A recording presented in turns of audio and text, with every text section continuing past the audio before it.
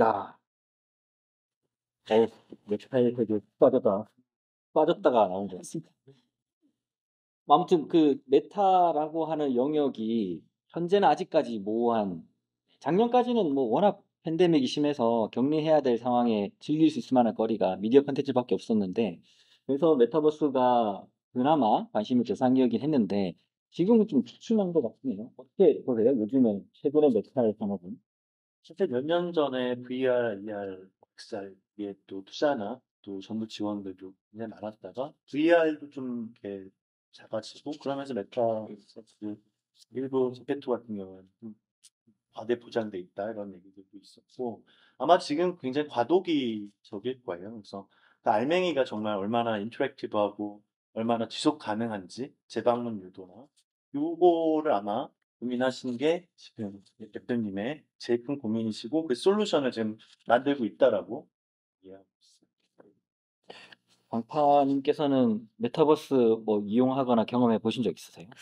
저는 아직 특별한 큰 경험은 없는데 근데 중국에서는 아마 지금 한국보다도 훨씬 이제 많이 활용하고 있는 걸로 알고 있거든요.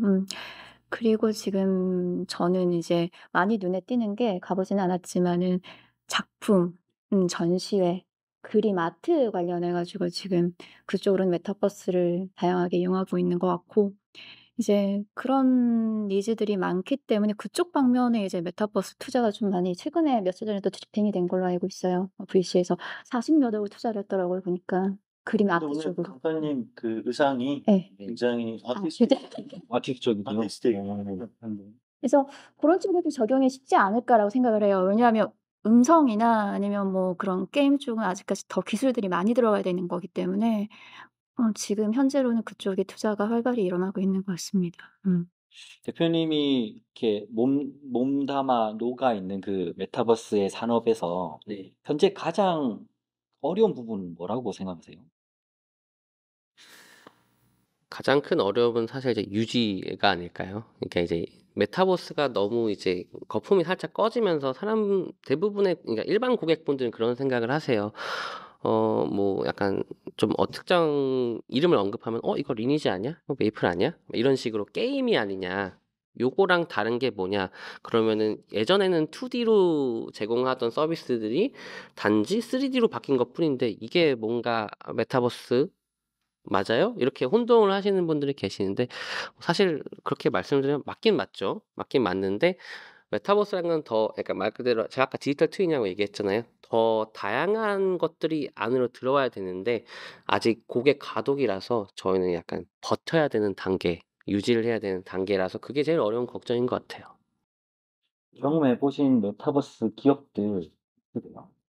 제페토도 들어가 봤었고 저희 그런 뭐 무슨 박람회 같은 거 제가 지금 속한 데에서 프리랜서 메타버스 박람회 그래서 박람회들은 참 많이 진행했고 저도 거기서 멘토로 한 부스에 앉아 서서 있기도 했었고 그런 정도의 경험 정도예요. 사실 이제 궁금한 건 앞서 피봇을 했다고 하셨습니다. 왜 피봇을 결정했는지 좀 궁금하긴 해요. 그러니까 이런 메타버스에 뛰어들려고 했던 그 계기가 뭘까? 그러니까 이 약간 스토리텔링적으로 말씀드리면 제가 맨 처음에 했던 거는 시니어 헬스케어 쪽으로 했었고 그걸 VR로 푸는 방식을 채택을 했어요.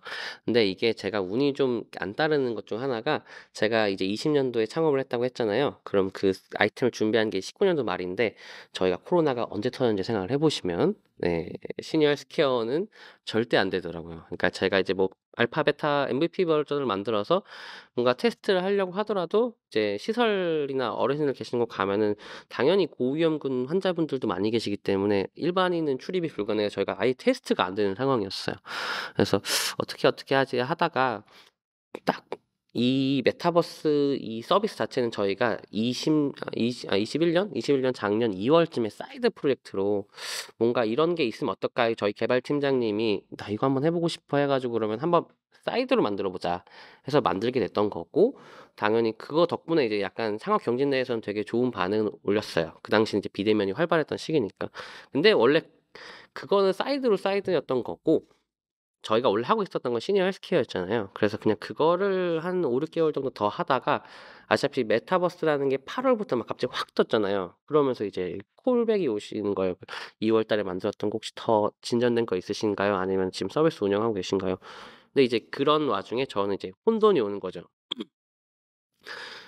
내가 1년 동안 창업을 준비해서 한 시니어 헬스케어보다 2월 달 사이드로 만들었던 게 너무 잘 되게 콜백이 오니까 약간 이제 팀장님이랑 이제 다 모아놓고 저 어떻게 해야 될까요? 여기 이게 얘기를 했거든요. 그랬더니 술 한잔 하면서 했더니 그냥 돈 되는 걸로 가시죠. 그러면은 결국에는 이제 고객이 원하는 걸 하는 게 저희 회사의 몫이잖아요. 물론 저가 철학을 가지고 있는 건 중요하지만 그건 철학이 고객이 원하는 걸 제대로 제공 못하면 그건 고집이 되는 거고. 그래서 그럼 고객이 원하는 거는 이 아이템이니까 이대로 가야겠다.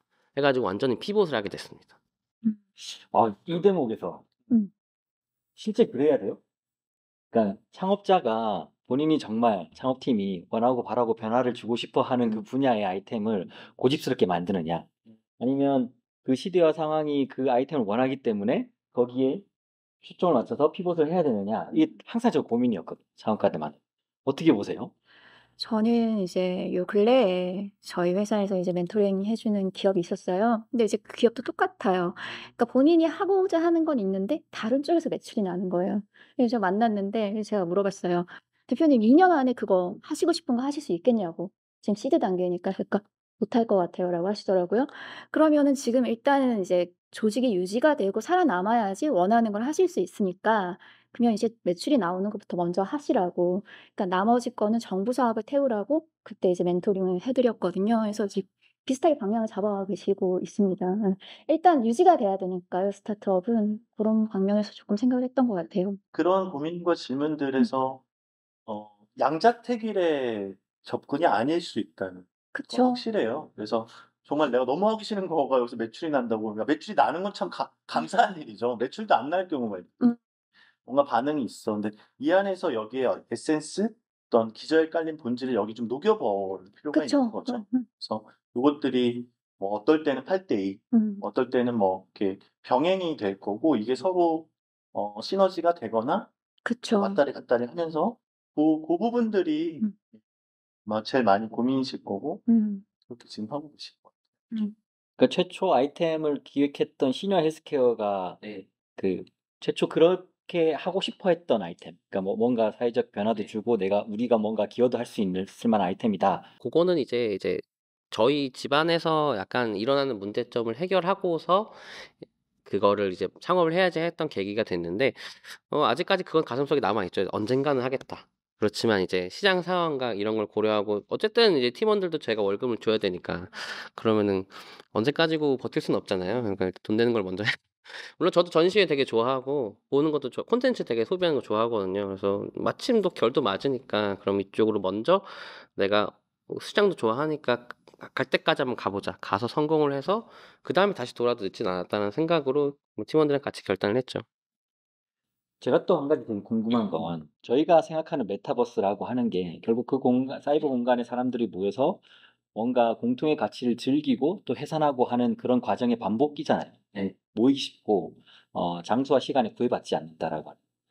근데 현재는 이제 아티스트 쪽으로 집중을 해서 하는 건데, 왜 꼭 거기에 먼저 타깃을 두고 가는지.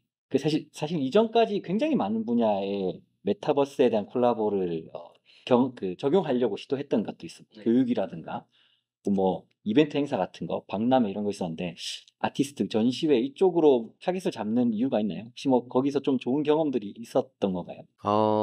그냥 이제 한 3가지 정도로 생각을 해보면은 교육 같은 경우에는 저도 이제 제가 졸업을 한 지는 얼마 안 됐습니다. 대학교 졸업을 한 지. 그래서 비대면의 그런 수업을 교육을 많이 들었던 세대인데 사실 그게 이게 막 저한테 도움이 되진 않았거든요. 되게 사실 이렇게 속된 말로 꿀 빨았다고 하는 제가 그 세대인 중 하나인데 그러다 보니까 교육으로 메타버스를 먼저 하려고 하면 아직 뭐 그런 UX 그런 것들이 아직 정착도 안 되어 있고 재미도 없을 뿐더러 그런 제공을 해주는 사람과 받는 사람들한테 교육은 아닌 것 같고 지금 단계에서 그러면 박람회는 사실 컨퍼런스 박람회는 저희도 이제 나가봐서 알지만 거기서 명함을 교환하고 나오는 그 케미컬적인 관계에서 사실 중요한 거지 단지 기업의 소개서만 본다고 해서 중요한 게 아니거든요. 그러다 보니까 이것도 아직은 좀 힘들 것 같고.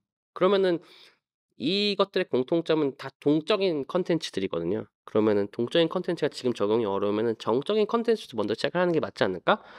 해서 생각을 해보면 그림을 관람하고 이런 것들 사실 정적이잖아요. 물론 이제 그 요즘은 전시회 같은 경우는 되게 인터랙티브 미디어가 많이 있어가지고 동적인 컨텐츠를 가고 있지만 본질적인 부분에서는 내가 그림을 감상하고 거기서 오는 인사이트들을 내 스스로 뭔가 소화하는 것, 그게 이제 하나의 전시회 목적 중 하나라고 생각을 하는데, 그게 이제 당연히 메타버스랑 잘 맞다고 생각을 했어요. 코로나 상황에서 못 가니까 그럼 이 그림 전시회를 정말 가고 싶은데 갈 수 없는 상황이면 이렇게 웹 온라인으로 메타버스 상에서도 보면 되게 좋지 않을까라는 거에서 시작을 했고, 그게 여기까지 오게 된 것 같아요.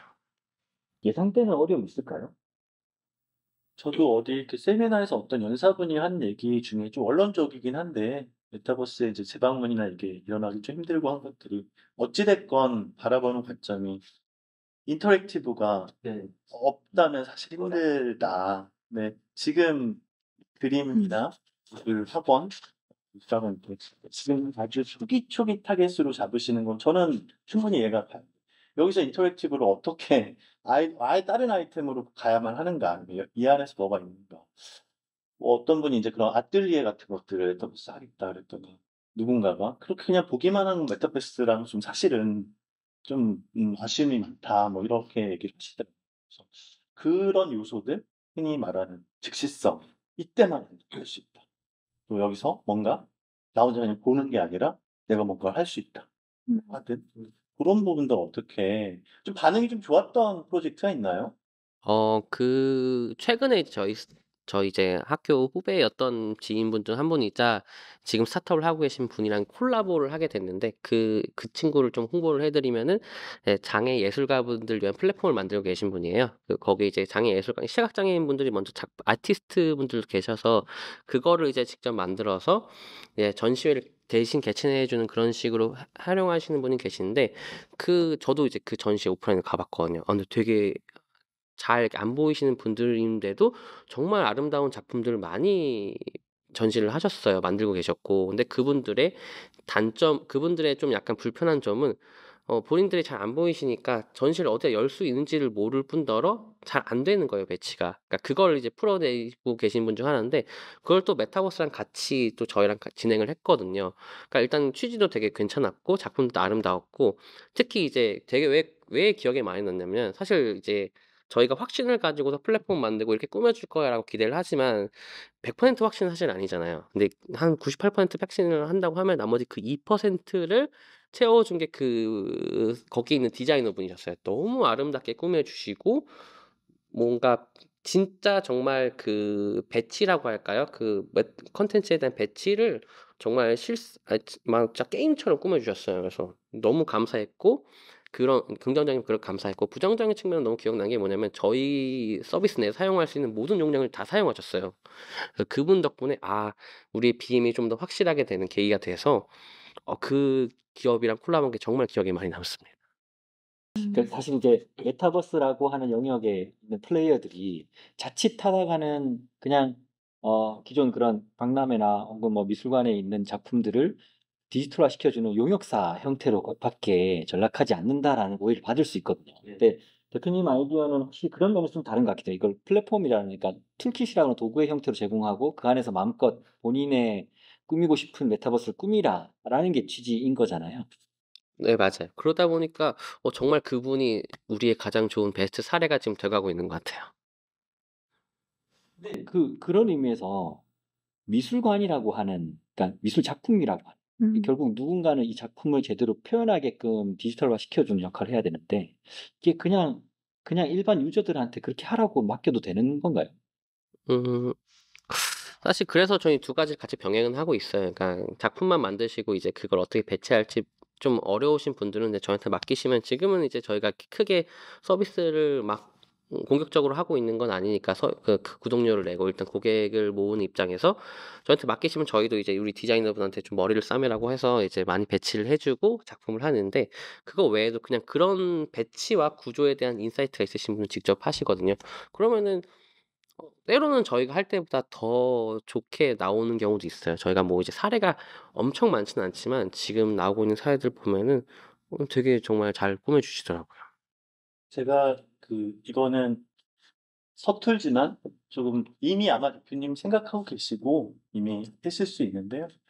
그 사실 미술학원과 이렇게 협업하시거나 나중에 예술대학교나 있고는 알겠고요. 근데 보통 아이들이 미취학 아동들이 엄청 그림 그리고 이렇게 쌓이면 엄마들이 이거 버린다 이러면서 버리거든요. 근데 이거에 대한 솔루션을 내는 스타트업도 제가 아는 곳이 있어요. 그래서 기본적으로 우린 누구나 아티스트다. 뭔가 그릴 수 있고 그걸 올릴 수 있고 뭐 NFT도 사실은 뭐 누가 뭘 했는데 뭐 그러잖아요. 그래서 꼭 돈을 위한 게 아니라 아이와 엄마가 같이 이 편집기 안에서 우리 미아 편집기 안에서 놀고 애들이 그렸던 그림을 버리기 전에 네. 디지털 엄마랑 같이 사진 찍자 네가 이거 해봐 이런 식의 그림은 당연히 있으실 텐데 네. 그 레퍼런스를 좀 만드시거나 어떤 진짜 이야기들이 아마 저는 좀 오히려 그런 쪽의 시도도 생각하고 계시겠지만 그게 조금 약간 따뜻한 느낌? 엄마랑 맨날 이렇게 잔소리 듣고 뭐 "야 그림 좀 그만 그려. 학원 갈 때야."가 아니라 어마어마하게 그리거든요, 아이들이. 그래서 갑자기 떠올랐어요. 어제 제가 분리수거 하면서 네. 일주일간 애들 만든 걸 버렸거든요. 애들 마음 아팠죠. 아니요, 애들 몰라요. 애들 모르는데 맞아요. 제가 딱 야 이틀 줄 테니까 붙여놓고 네. 이제 버리는 거야라고 했는데 뭐 막상 이렇게 말씀하시니까 그걸 왜 안 찍어놨지? 이걸 폼에 대구 반송초등학교에서 그린 그림이 있는데 어떻게 되어 있냐면은 아이가 이렇게 있는 이렇게 사진 하나랑 그 옆에 작품이 이렇게 같이 올려와 있어요. 그래서 그거 보고 아이들도 들어오고 하셔서 되게 반응은 좋았거든요. 그 소위 키즈 다이어리 같은 거 되게 유명했던 다이어리들 있잖아요. 그러니까 매일같이 이렇게 써서 자기 아이들을 올려놓으면 나중에 책자로 만들어서 주는. 메타버스가 곧 그 다음을 대체할 수 있겠다는 생각을 언뜻 말씀하시니까 떠오르긴 하네요. 그래서 그것 쪽은 되게 반응이 좋아서 여긴 계속해서 뭔가 학교 쪽이랑 아니면 아예 그런 미술학원, 유아 아동 미술학원도 콜라보가 되게 괜찮게 스토리가 만들어지겠다 생각은 정말 하고 있습니다. 쪽도 태핑을 꼭 한번 해보시면 좋습니다. 방과후 수업 업체들 등록하는 과정이 있다고 저는 알고 있고요. 그래서 아예 그걸 방과후 수업으로 해서 해놓고 미술 교육하는 데들에서 이걸 비하에서 그 자리에서 바로 올리는 친구들한테 자랑하고 요즘 애들 다 폰이 있습니다. 그래서 링크 보내서 야 이거 내 거야 들어오게 하고 그런 근데 그게 이제 아무래도 전 이미 있는 방과후 수업은 뭐 뭔가 있는 것들고 새로운 아이디어가 샘솟는데 저희 작가님께서는 부동산에 또 관심 많으신 것 같습니다. 메타버스의 부동산에 대해서 고견을 한번 듣고 싶다고.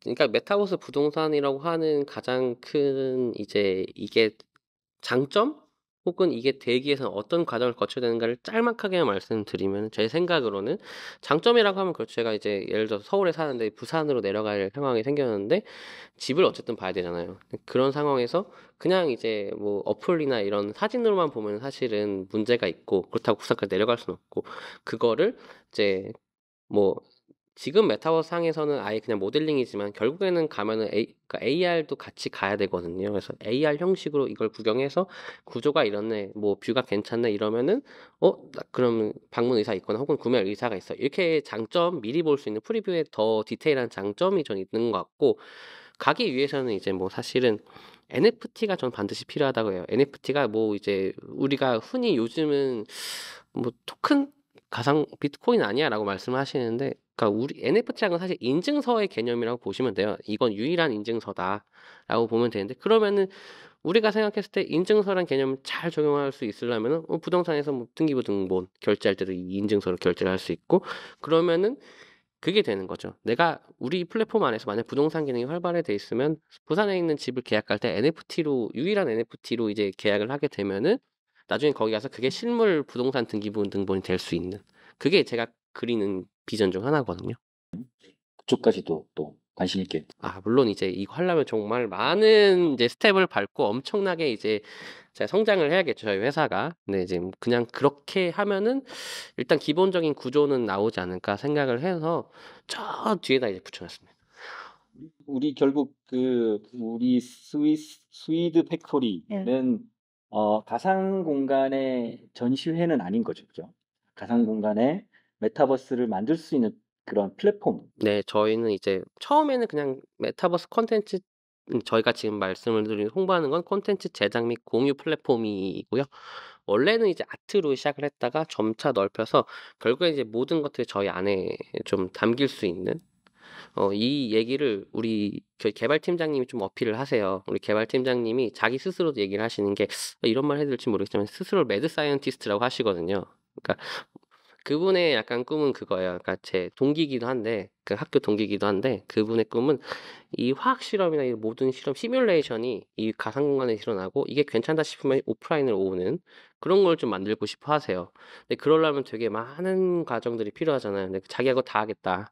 약간 이게 매드 사이언티스트적인 기질이 있는데 그런 거를 좀 비전으로 좀 삼으면 되게 좋을 거다 해가지고서 그거에서 이제 인사이트 받아서 이렇게 말씀을 드린 거예요.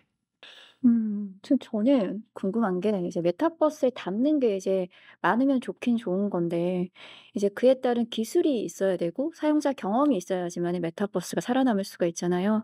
제일 궁금한 건 이 동시 접속했을 때 그런 사용자들의 자유도 그다음에 뭐 공연 같은 것도 이제 하시려면 이제 송출할 때 그런 음향 같은 그 기술적 문제 그리고 영화 같은 것도 만약에 그걸 송출하시려면 어떤 데이터들을 이제 가지고 있는지 그게 다 가능한 건지 스위드 팩토리에서 궁금해요. 일단은 저희 같은 경우에는 다 가능하다고 하면은 약간 좀 뻥카 같지만 기술 교환 옆에서 하고 계시더라고요. 저 바로 옆자리거든요. 개발팀장님. 이거 좀 해주면 안 돼? 이거 좀 해주면 안 돼? 이렇게 물어보면은 이제 따로 켜가지고서 자 되지? 돼. 돼. 근데 하려면 돈이 많이 필요해서 빨리 돈 벌어와 이렇게 팀장님이 하시더라고요. 그래서 기술적으로는 본인이 구현 가능하다고 하세요. 근데 이제 그거를 적용하고 하려면은 많은 서버 비용과 또 고객들이 많이 필요하잖아요. 그럼 결국에는 제가 이제 발벗고 나서야 되는 상황이라서 기술적으로는 본인이 계속 스터딩을 하고 계세요. 논문도 본인이 직접 내시려고 지금 논문도 몇 개를 냈어요. 논문도 본인도 내고 기술 개발도 계속 공부를 하시고 막 하셔서 사실은 이제 더 나아가면은 뭐 이제 그분이 이제 결국에는 모든 걸 할 수 있을 거라 저는 믿어 의심치는 않는데 중요한 건 어때까지 제가 살아남는 거죠. 사실 이제 플랫폼 비즈니스가 가지는 취약점이 분명히 있을 거거든요. 음. 어떤 게 제일 좀 리스크 있다고 보세요? 플랫폼 비즈니스에서는. 어, 저는 사실은 그거 여쭤보고 싶은 게 있어요. 네, 어떤 거? 좀 더 구체적으로 들어와서 이 영상을 보시는 분 중에 이 분야에 좀 관심이 있으신데 엑셀러레이터나 VC가 많이 오셨을 때 저희가 이제 한정된 시간이라서 제가 아는 어떤 스타트업 대표님과 이러시는 어떤 VC와 미팅을 했는데 평소에 안 쓰던 장기가 아파오는 듯한 느낌이 들었다. 야, 진짜로 그동안 심사위원들, 뭐 투자자, 엑셀러레이터 VC 많이 만나셨다면 이 얘기가 제일 좀 뼈가 아팠다? 혹은 이 얘기는 내가 진짜 이걸 내가 계속 할 수 해야 되겠구나. 그래서 약간 투자자들과의 뭔가 얘기를 하셨을 때 좀, 그렇게 좀 인상적으로, 이런 얘기. 근데 혹은, 그래서 저는 약간 투자자 혹은 심사위원들 그동안에 얘기 들으셨던 것 중에 이런 얘기가 있었는데 난 이거 할 수 있다. 혹은 말 그대로 이 영상 하나만으로 뭔가 이어지지 않겠지만 관심 있는 분들은 분명히 저는 대표님 홈페이지 찾아서 연락이 갈 거라고 생각하거든요. 연락 많이 주세요. 네.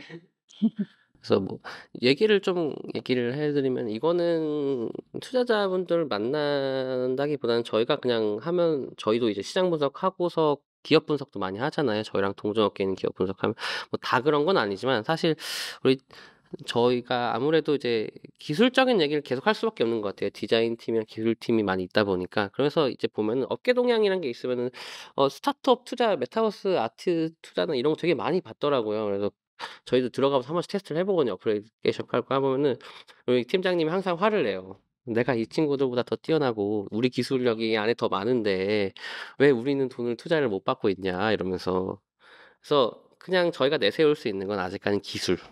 사실은 저는 진짜 그렇게 생각을 해요. 저희는 기술 스타트업이라고 생각을 하고 기술적으로는 진짜 정말 내사를 하시면 다 보여드릴 수 있을 만큼 우리 팀장님이 항상 준비는 되어 있으세요. 근데 거기서 우리가 채워야 될 부분은 어떻게 고객 마케팅을 하고 어떻게 사용자 경험을 제공하느냐. 그건 이제 제가 발로 뛰어서 만들어야 되는 부분이고. 그래서 이제 투자자분들은 항상 고객 경험과 마케팅 얘기를 많이 하잖아요. 그래서 그거는 제가 다 해야 되기 때문에 기술 쪽만 먼저 봐주시면 안 될까요? 요런 거를. 물리적인 시간, 리탈 확보, 네. 자금의 현재는 투자 어떤 단계고 투자 유치 시점을 언제로 좀 기대하고 계신가요? 저희는 사실 지금 아직 한 번도 투자 이력이 없기 때문에 이제 시드 투자 단계고요. 상반기까지, 내년 상반기까지 투자 계획 준비하고 있습니다. 그래서 빨리면 빠를수록 좋긴 한데, 어쨌든 투자 심의라는 단계도 있고, 저희도 이제 계속 그 투자자분들과도 맞추면서 결을 봐야 되기 때문에 내년 상반기까지는 그래도 투자가 일어났으면 좋겠다 계획을 잡고 지금 계속 준비를 하고 있습니다. 대표 오늘 잘 오셨어요. 네. 여기 엑셀러레이팅 협회에 공국장님, 공파가 네. 좋은 엑셀러레이터들 제가 볼 때는 네. 당연히 커넥팅. 네, 조만간 한번 연락드리고 네. 한번 저희 애들 사진부터 좀 던져드리겠습니다. 알겠습니다. 오늘 그 메타버스라고 해서 저는 굉장히 그 좀 암울한 시기에 왜 메타버스 서비스를 들고 오셨을까라고 생각을 했습니다. 사실 이제 코로나 끝나고 오프라인에서 왕성하게 다들 만나고 있는 상황이라 이게 계속 그렇게 각광받을 수 있을까 생각 들었는데 오늘 막상 말씀 들어보니까 기회가 또 꽤 있네요. 이렇게 알지 못한 영역에 많은 기회가 있는 것 같습니다. 네, 저희도 항상 준비를 하고 있습니다. 알겠습니다. 뭐 마지막으로 혹시 하실 말씀 있으신가요? 우리 스위드 팩토리는 어떤 회사다? 저희는 뭐 이제 생각하고, 저희가 이제 말씀드린 건 컨텐츠 제작, 컨텐츠 공유잖아요. 저희 스스로도 컨텐츠가 되게 많아요. 저희 그 회사 안에 에피소드들이 엄청 많기 때문에 문화 기업입니다. 뭐 정적이거나 그런 게 아니라 문화 기업이고, 또 항상 뭔가 다들 이제 즐거운 분위기이기 때문에 저희 뭐 회사에서 직접적으로 컨텐츠를 제작해 주실 분, 혹은 회사에 오실 분, 같이 투자하실 분들 모두 포함해서 저희는 되게 좋은 컨텐츠가 많은 기업이기 때문에 한 번씩 저희한테 관심을 가져주시면 감사하겠습니다. 네, 고맙습니다. 오늘 세 번째 시간 스위드 팩토리 백승원 대표님을 모시고 즐겁게 이야기 나눴습니다. 두 파트너님 수고 많으셨습니다. 네네. 네. 그 구글이나 네이버에서 스위드 팩토리 치면 뭔가 저희가 또 네. 찾아볼 수 있죠. 네. 꼭 찾아보십시오. 관심 있으신 분들은. 네, 혹시 뭐 우리 강파님 또 마지막 하실 말씀 있으세요? 오늘 메타버스 요즘에 또 투자가 많이 일어나고 있는데 또 만나 뵙게 돼서 너무 반가웠고 함께 해주셔서 너무 감사합니다. 네. 네, 고맙습니다. 음. 번승하시기 바라고요. 승승장구하는 모습 기대하도록 하겠습니다. 네, 세 번째 시드 크리센도 이렇게 마치도록 하겠습니다. 다들 수고 많으셨습니다. 고맙습니다. 네. 감사합니다.